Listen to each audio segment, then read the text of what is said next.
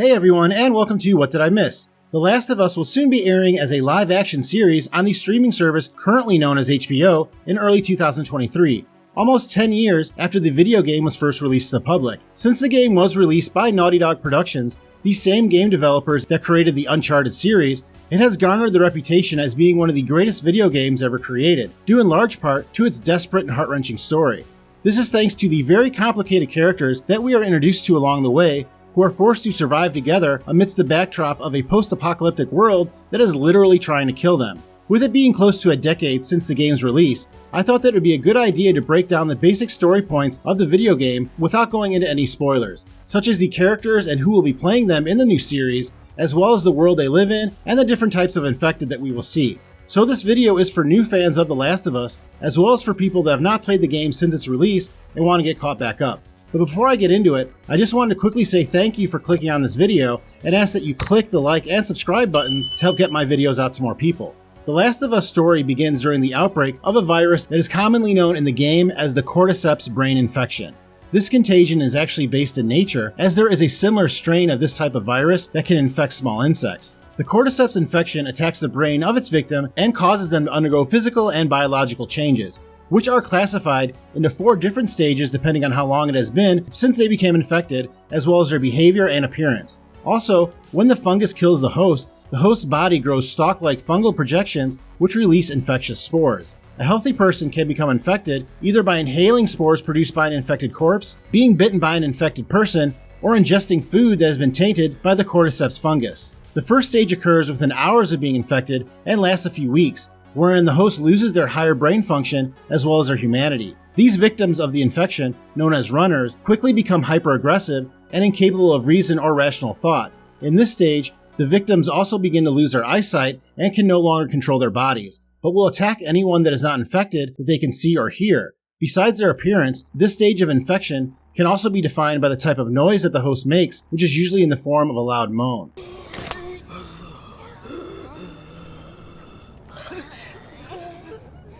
After a few weeks as a runner, the infection will begin to protrude out of the victim's face and almost completely blind them, and at this point they are known as stalkers. The fungus begins altering the host's sight as a result of continual fungal growth and the corruption of their visual cortex. It is at this point that the infected are able to find others through the use of echolocation, which is another form of sonar. That's what your infection will do to you. So what, are they blind? Sort of. They see using sound. Unlike runners, who seem to shamble around in groups like your average zombie, stalkers will hide and ambush their victims, which is how they got their name. Stalkers also seem to make a different noise than runners do, which is more similar to a croaking noise.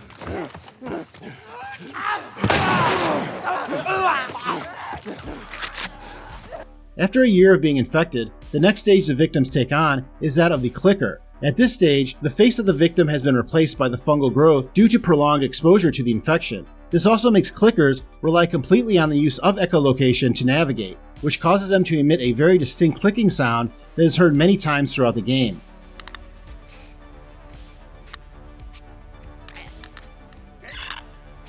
Clickers are also faster and stronger than a normal human being, and they are much harder to bring down than runners or stalkers. If a victim is able to survive the infection for over 10 years, they become a bloater, which are very rare but extremely dangerous. Bloaters are incredibly strong infected that are covered in thick fungus that effectively acts as armor. Because of this protective covering, they are extremely hard to kill without the use of explosives. Bloaters are also very aggressive, but unlike the other stages of infection, by this point, the host can be very slow and easier to avoid. The pandemic caused by this infection is quickly responsible for over 60% of the world's population either being infected or killed. This also results in the breakdown of modern society and the implementation of martial law by the military, who at some point during the outbreak assumed control of what is left of the United States. Without any form of democratic process or bureaucratic oversight, the military slaughters many civilians along with the infected in an effort to assert control over areas of the country. Quarantine zones are created around large pockets of survivors who must conform now to whatever rules and regulations the military impose, which have taken on the name of FEDRA after what was known as the Federal Disaster Response Agency before the outbreak. The only other remnants of the United States government that survived the outbreak besides FEDRA are the Center for Disease Control and the Department of Defense.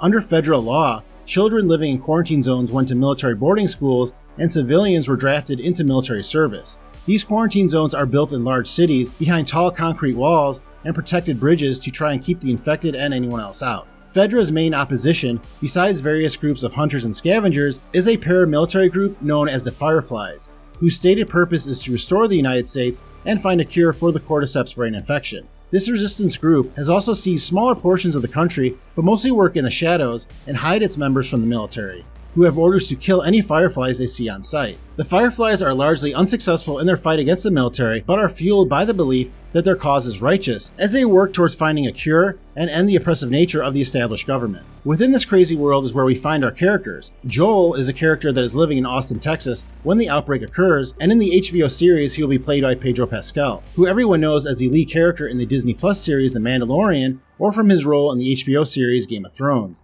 Joel is a very complicated character that is shaped by events that occur during the outbreak, and because of this, it is very hard for him to connect with anyone else. During the outbreak, we also meet his brother Tommy, who will be played by Gabriel Luna. Gabriel Luna has actually been in a lot of things over the past 10 years, such as his role as the Ghost Rider in Marvel's Agents of S.H.I.E.L.D. series. He also worked with the executive producer and co-creator of this series on HBO's True Detective. Tommy is a much more optimistic character than Joel, but he also has been hardened by having to survive in this new world. If the live-action series follows the events of the game, it will begin with the outbreak, and I highly suggest you plan to watch the first episode because of it, since this sequence in the original game is one of the most chilling and horrific outbreak scenes I have watched in any game or film. I would compare it to the zombie outbreak scene shown in the Zack Snyder version of Dawn of the Dead, but with characters that you actually care about already. After the outbreak, the story picks up 20 years later, with Joel working as a courier/smuggler in the Boston area. He is there working with a woman named Tess, who will be played on the show by Anna Torv. She is most widely recognized from her lead role as Olivia Dunham on the Fox sci-fi series Fringe, but was also good more recently in the series Mindhunter. Tess and Joel work together to smuggle things in and out of the quarantine zone, and also seem to have a very complex relationship. Tess may actually be my favorite character from the game, and she really does a lot to build Joel's character while they are together. Eventually, Tess and Joel will meet a young girl named Ellie, who on the series will be played by Bella Ramsey. Like Pedro Pascal, she also made a name for herself by playing a fan-favorite character on the HBO series Game of Thrones. Ellie is very special since she is the only known human being to have been bitten by an infected but did not turn into one of them, and she can also breathe in the cordyceps spores and not become ill. Because of this, Joel and Tess are asked to smuggle Ellie out of the Boston quarantine zone to a Fireflies camp where they can study her to find a cure.